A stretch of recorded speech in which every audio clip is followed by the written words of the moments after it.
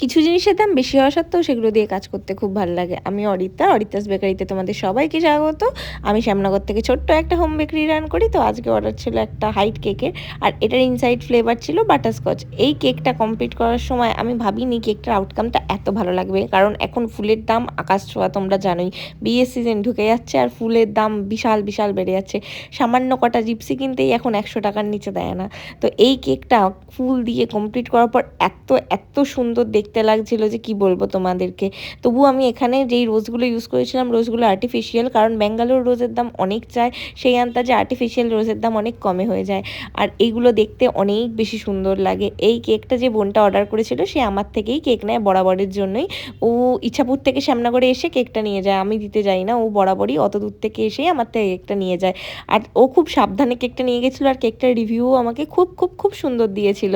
ওর প্রিয় মানুষের জন্য এই কেকটা আমার থেকে বানিয়ে নিয়েছিল। আর এই কেকটা কমপ্লিট করার পর আমি তো নিজেই চোখ ফেরাতে পারছিলাম না, এতটাই সুন্দর লাগছিল কেকটা দেখতে।